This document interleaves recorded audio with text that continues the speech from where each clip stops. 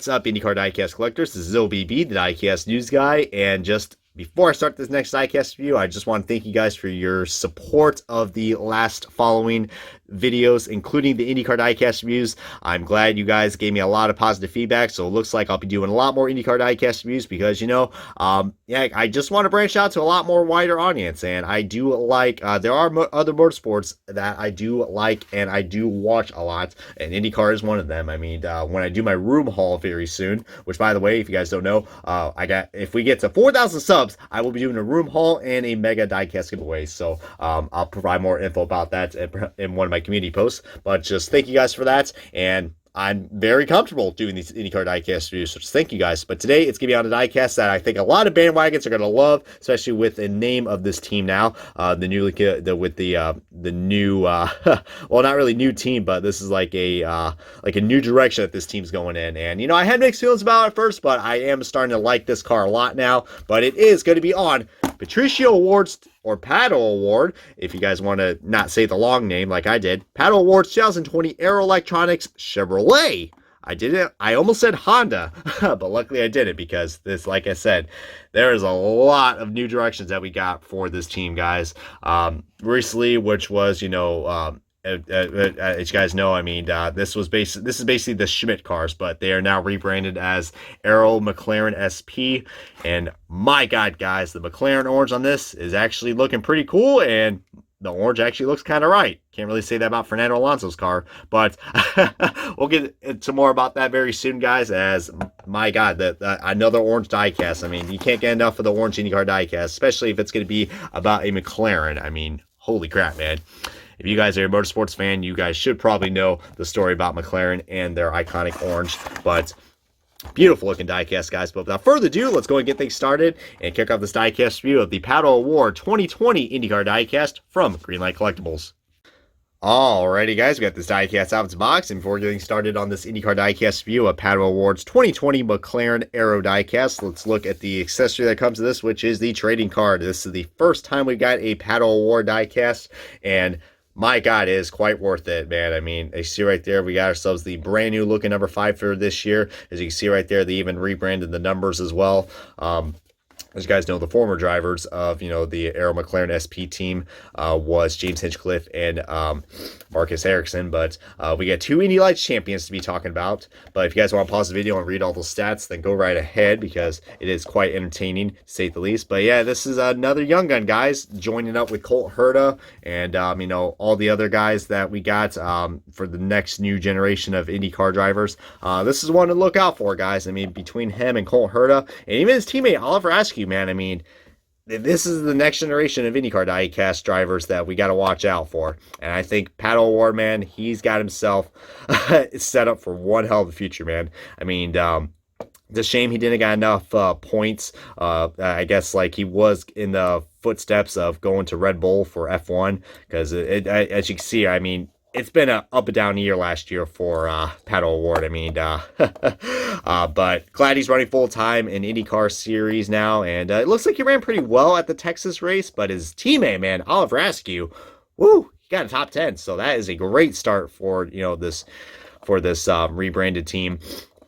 But oh my God, guys, when they first announced these cars and I saw them at first, I was like, oh, I don't know, man, because I'm so used to seeing the gold and black, and I don't know, just orange and black and a little bit of blue, as you can see right there, where the where we see these little flickers are. I don't know, I wasn't really a big fan of it, to be honest with you guys. And yes, I will admit, I was very salty. As you guys know, I am a James Hinchcliffe fan.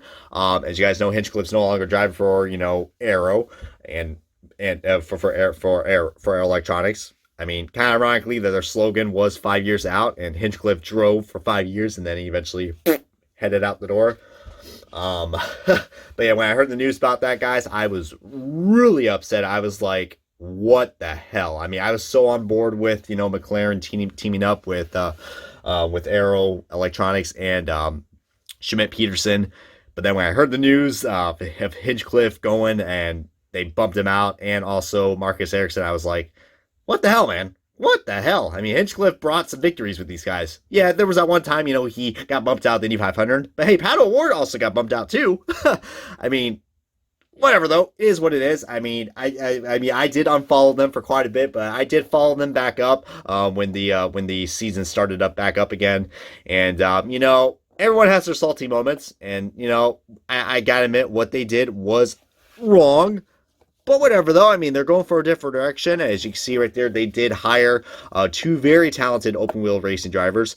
I mean, they both of them rised up in the ranks of the IndyCar of the IndyCar development series, which is Indy Lights. Pato O'Ward was your 2018 Indy Lights champion easily, and also your Rookie of the Year that year. And Oliver Askew was your 2019 Indy Lights champion. But yeah, ironically, though, for the second year in a row, guys, they are only making the 5-aero car. That I don't know why, because the liveries are literally exactly the same. All right, so here's Pato O'Ward's scheme. Not scheme, livery. And then the only difference with this car is between Pato O'Ward's and Oliver Askew's is that I believe what the aero screen banner is orange. They usually change it with orange or blue, but orange, I believe, is what they drove at Texas. And I believe there's also a blue wing and a blue front side wing as well. That's the only difference. Another thing I also noticed as well, guys, if you guys notice, the Mclaren logos, those are actually not supposed to be there. They're supposed to be a tobacco vaping company called Vuse, or Voos, whatever the hell it's called. I'm going to say Vuse.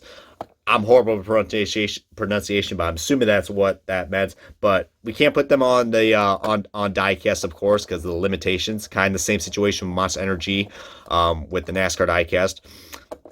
I mean, it's just how it is. I mean, even back in the day when we had the kart diecast, they had the driver's name instead of the tobacco companies. So at least we got some sort of sponsor to clean up right there. But yeah, I mean, I guess you consider this the third McLaren release that we got for IndyCar. If you guys want to, compare Fernando Alonso's D&Q car from last year. I said D&Q because he did fail to qualify along with the other two Carlin Racing cars, which were Max Chilton and Pato O'Ward. But hopefully things are going to turn around for this kid. I mean, he definitely has a bright future, and he has a lot of talent. I mean, of course, when he first drove, he made his first IndyCar Series start at the Sonoma race in 2018, driving the number 8 Harding Racing car. Yes, there were 2 cars for Harding Racing, and that was the original plan, but due to sponsorships and limitations, but mostly sponsorships, Pato O'Ward was snubbed out. Like literally at the start of 2019, so it was already looking rough for Pato O'Ward, man. But luckily, he could breathe a little more easier now that he has a secure full-time ride. So I'm not really too upset about the situation now. I mean, he's definitely a rising star, and watch out for this guy. I mean, Cole Herta broke out last year. I got a feeling one of these guys at Aero McLaren SP is going to break out this year, and looks like we already saw it with Oliver Askew getting a top 10 and Pato O'Ward, I think he finished 12th, so both of them finished the race, all right? They didn't pull a Venus VK and just crashed out during practice and the race. I mean, sorry, but, I mean, they did good, all right? Even though they did race on ovals before. But, heck, I definitely do expect a lot from this guy very soon. But looking at the aero screen guys, they did a good job. As you see right there, we actually got sponsors on the banner, on the aero screen windshield banner, which looks really cool. Believe I do got a little bit of scratch marks right there. I've noticed that as an issue that we are seeing with some of these diecasts. The 118s aren't really noticeable with the scratches, but with 64's quality is a little bit of a hit or miss. But I do like the added detail right there with the exhaust pipes and these little air flicks right here. How they painted them half blue. That's actually pretty cool. But yeah, don't know why they didn't make Oliver Askew car. They did the same thing with Hinchcliffe. They only made Hinchcliffe's car last year, and it's the same livery as Hinchcliffe's car from last year. Speaking of the devil, that's a diecast we're going to be doing a comparison to.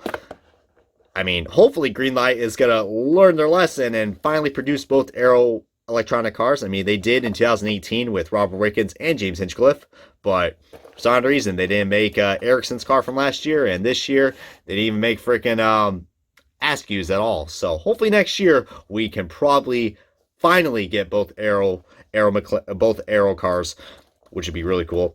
But I mean, I'm going to be biased, and I do gotta say I do prefer the 2018 version a lot more, just because of just this little feature right here with the chrome rims, these old chrome half rims that they have with the Rahal Lemon Langen racing cars with Sato and Rahal.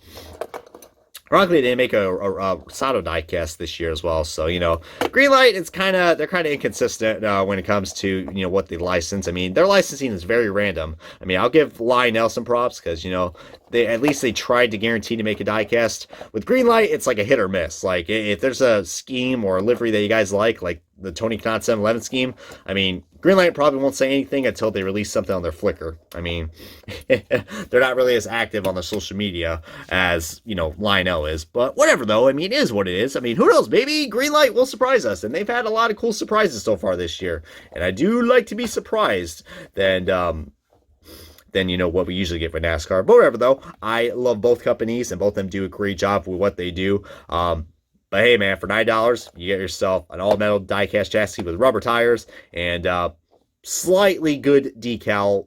I mean, I understand, they're a little rough with these aero screen decals like the IndyCar Series logo. I've noticed a lot of problems with those lately. I'll probably keep an eye on these when I do more of these because my good buddy Race Day 2011 had also some issues with that. I think, like the NTT Series, the NTT logo was missing on one of these.